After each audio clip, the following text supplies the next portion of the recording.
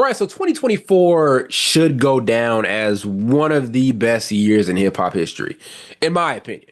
Not only was it the battle, and that's an obvious thing to bring up when we're talking about 2024 and hip hop, but there were also some great projects that were put out during that year. And a lot of people don't give 2024 credit for being a year that had amazing rap albums coming out. That's not a year that I walk away from thinking we didn't get enough great music from enough great artists. Vince Staples dropped another great album. Doechii dropped an album that was amazing, or a mixtape, or whatever you want to call it. Rhapsody put out a body of work. We also had Childish Gambino over the summer put out a very solid body of work that didn't do crazy numbers, but I think there were some amazing Childish Gambino songs mixed up there in that album. We had two albums from Future and Metro Boomin. That's one of the most signature production rap duos of all time, right? Like we talk about signature rapper and producer duos, Metro Boomin and Future have enough hits to be in that historic conversation. There's so many great bodies of work. Schoolboy Q put out an album as well that a lot of people kind of forgot about. And that's not saying that it wasn't a great album and it wasn't commercially successful, but when you have a battle like what we saw in the spring, anything released before that is going to get forgotten about to a certain extent, right? I'm not saying that Q dropped a bad, forgetful album, but what happened was such a bombshell. It's very easy to forget about everything else, right? And that's why I think people don't give 2024 enough credit for how good it was across the board for hip hop. That battle just happened and it really overshadowed a lot of other amazing things that were going on. J. Cole did put out a body of work. We can talk about the Kendrick diss and all of that stuff, but J. Cole did put out a body of work that is Grammy nominated. There are a lot of really, really good albums that were coming out across the board. 2024 needs its credit for being one of the better years in hip hop in a very long time. Out of any of those bodies of work, my absolute favorite, GNX and Chromokopia. Those are my two favorite. Those are my most two anticipated. GNX is a bit different. I can't say that I was anticipating GNX because I simply didn't even know it was coming out, right? I was at work and I get sent a YouTube link and it was that GNX trailer. And my instincts are like, okay, it's a trailer. There may be a project coming out within a week. No, like the project came out an hour later. It was something that I didn't see before and didn't expect. You get this trailer with this great song that's still not out.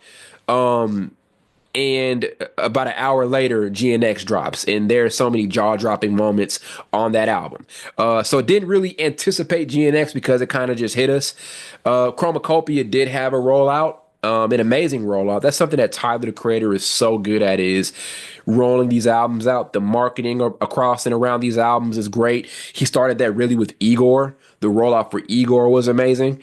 Rollout for Call Me If You Get Lost was amazing. There are like these mini snippets that he would post on YouTube and on Instagram. The rollout for Chromokopia obviously was great as well. So two amazing albums from two artists that I really would love to see collaborate a lot more. Two LA guys. So it's been enough time since those albums came out. Now let's stack them against what these guys have already put out throughout the course of their careers, right? Where do these albums stack up with the discography of Tyler, the Creator and Kendrick Lamar? Let's start with GNX. Where does GNX stack up against other Kendrick albums? One major difference between GNX and other Dot albums is it doesn't feel like a super conceptual, complex body of work. This is the most straightforward I have ever heard him be. And he was pretty straightforward on Mr. Around the Big Steppers, and there were times where he was pretty straightforward on To Pimp a Butterfly, like especially on Mortal Man, where he just straight up reveals the idea behind the album and the concept behind the album and his thoughts and things like that on certain topics. But this is the first one where I feel like I don't need to go look stuff up. I don't need to overthink it. He's very straightforward. He's letting you know how he feels. Whacked Out Murals kind of fits that.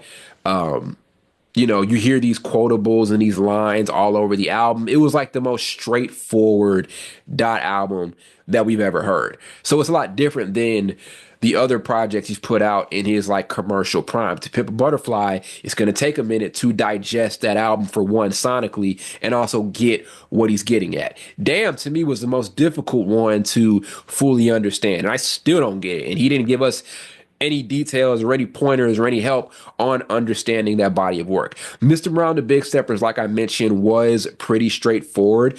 There's like an organizational part of it. It's a double disc album, and that's purposely done, right? There's a reason behind it being a double disc project. It's a reason why it's called Mr. Morale and the Big Steppers. There are two parts of the album. One is the Big Steppers part, and one is the Mr. Morale part. So, but he was still pretty straightforward there. This felt like the first one where it was what it was when it came out. Didn't really have to read too much into it. What was said that was what was said.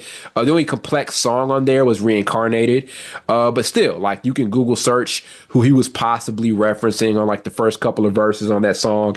Very straightforward project. So that's one thing that separates it from other Dot albums that we've heard already. Given that, where does it stack up again?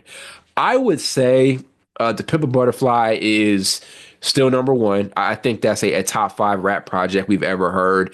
The complexities with it, the production was just off the chain. I love the live instrumentation on the album.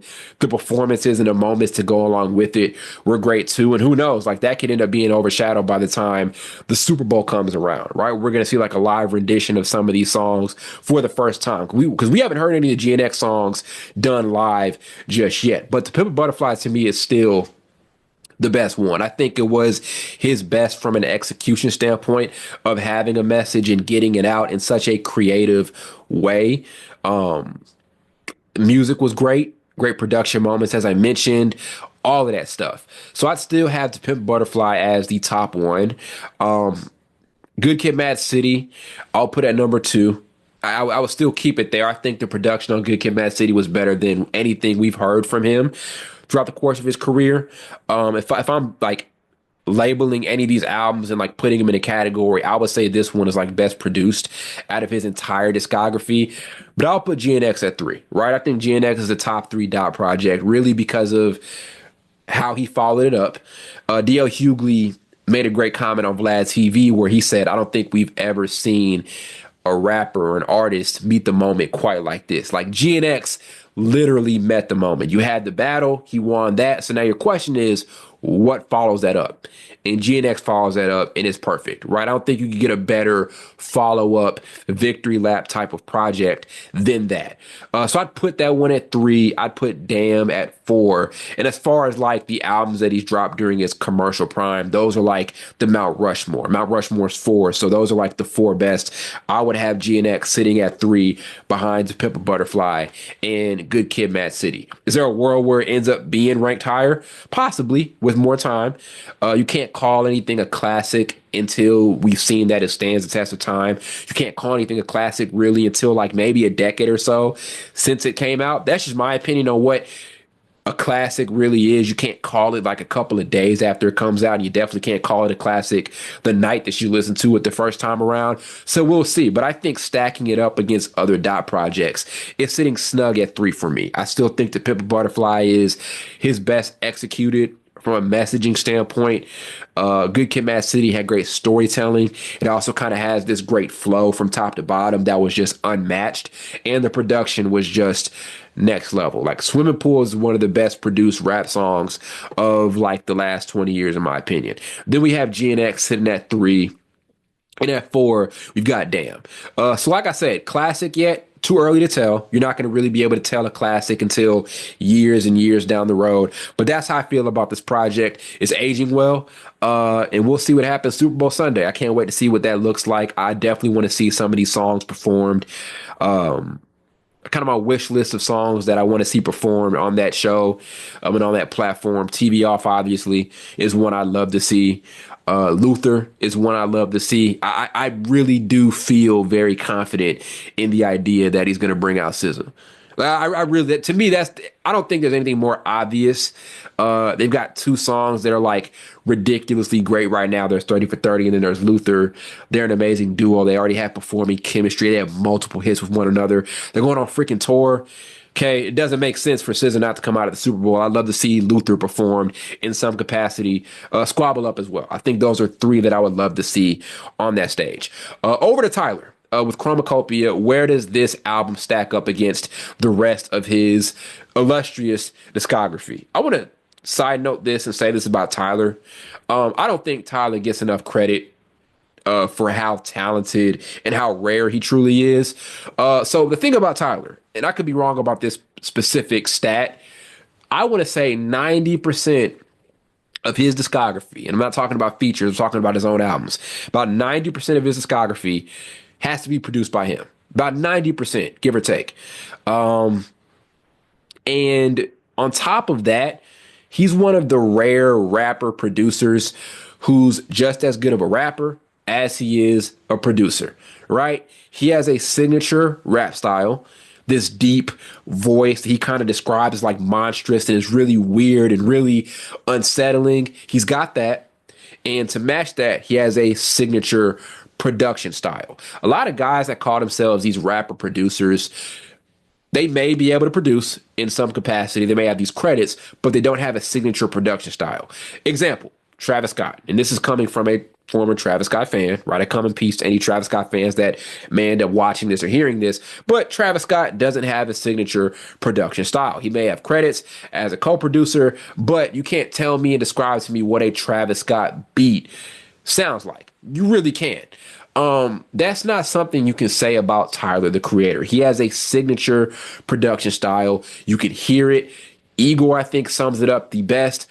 Call Me If You Get Lost has elements of that as well. And he really gets versatile and kind of steps out of his box a bit on Call Me If You Get Lost, to the point where I'm kind of listening to some of the tracks and I'm like, oh, Tyler produced this. It's kind of weird, right? Like, to Call Me If You Get Lost is where he kind of stepped out of his production box a bit. And then Chromokopia was kind of a return to that just a little bit. But he's one of those rare guys that has this signature production style to go along with having this signature rapping style. A lot of guys throughout the course of hip hop history don't have that. He is one of the guys that does. And I really don't think that gets appreciated enough. He has so much to do with the entire process of making the album and putting it all together. I don't doubt he's a huge part of the art direction as far as like the album cover, the shoots, and all of that stuff. And then there's the production side of things, and there's also just the writing side of things. Like, Tyler doesn't strike me as somebody who has someone else writing his raps. He's very authentic as an artist and unapologetic about it. And you have to love those things about him. And like I said, that's one thing that he just consistently gets better at, album in and album out. I don't think we saw a rapper grow as much as Tyler over like the last 10 years. Name me somebody. Like, maybe Vince Staples, he's up there. But I think as far as growth, Tyler's like grown the absolute most sonically, quality of work wise, and also from a subject matter standpoint. Like, Chromokopia seems like the most mature Tyler, the creator project. Stacking it up against other Tyler projects, I think Igor is still number one. Igor is one that I feel very confident in, maybe like 10 years from now, calling it a classic. I feel really confident in that. It has an amazing flow from top to bottom. It's one of those albums where I'm not going to like taking one song off of it and putting it on a playlist, because when I hear that one song, it's going to make me want to go back and listen to the entire album. If you have songs that, when listened to alone, make you want to go back and listen to the entire album again, top to bottom, that's how you know you did a great job of putting together a great body of work and a great project. When you made something that almost feels weird to listen to a song by itself. Right, that's how I feel about Igor. And it's got songs that can go on their own. Like, Earthquake is the one that does feel like you can listen to it kind of as a one-off thing, but still, that album flowed so well. The story on that album was so good. It's tough not to listen to it top to bottom and go back to it. So I think Igor, it's still the best Tyler project. I thought it was just an iconic era aesthetically. It was awesome. And it felt like that was the one where Tyler realized, a lot of people can't mess with me, and a lot of people can't compare to me, right? That was the one where I feel like he finally came to grips with that. Call Me If You Get Lost took that a step further. I still think from a rap standpoint, that was his best stuff. Having DJ Drama on there was super creative and something that was so left field. I didn't think we'd ever get a Tyler, the Creator project with DJ Drama narrating over it, which makes it really cool, because that's what you want from an artist, is something that you don't expect. And Call Me If You Get Lost, while it was like Tyler's most traditional rap album, was very far left field, was very unexpected, but it worked. It worked very well. subject material wasn't as strong as Igor and wasn't as strong as Chromokopia. It did have some great moments, obviously, um, from a subject material standpoint, but it felt like Tyler flexing a little bit. And you'd expect that because, as I said, for a long time, his talent has kind of gone a bit underrated. That one felt like also him going and taking a step further from Igor, saying, I'm really good at this, and a lot of people can't compare to me. Right. Then we have Chromocopia, which kind of feels like him coming to grips with a lot of stuff, him being very honest and open. I'm not saying he wasn't honest and open on Call Me If You Get Lost or Igor or previous projects, but this felt like the most honest and open Tyler has ever been. Didn't flow as great as Igor, didn't hit as hard as Call Me If You Get Lost, in my opinion. That first listen experience with Call Me If You Get Lost was better than Chromocopia, but I think by it having such strong subject material and subject matter, I keep it within that top five or that top four, or that top three. Then four, I would definitely go with Flower Boy, right? So I really do think the last four Tyler albums are his four best, and that's my order with his bodies of work. Igor being at one, Come to Get Lost being at number two, Chromocopia being at three, and Flower Boy being at four, right? I think those are like the Mount Rushmores of Tyler albums. Safe to say, all of the albums that were put out this year between these two guys aged very well, right? They still stack up as some of the best they've put up in their careers. I didn't walk away from any of those projects feeling like this was underwhelming and this disappointed. I didn't. Did I feel like it was the best thing they've ever put out? No. But I really walked away feeling like they made another great body of work. Both of them gave us another memorable piece of art. And I can't wait to see how these albums just continue to age gracefully as time goes on. But those are my Mount Rushmores of those two guys and their collective bodies of work. I mentioned it before also. I would love to see these two guys collaborate and make music together. I don't think we have a Tyler and Kendrick song yet. They like played around with it. Like you had the Hey Now remix. Then you also had the Hillbillies video that Tyler was just in, but we haven't heard Tyler on a Kendrick track and Kendrick on a Tyler track, unless I am completely wrong.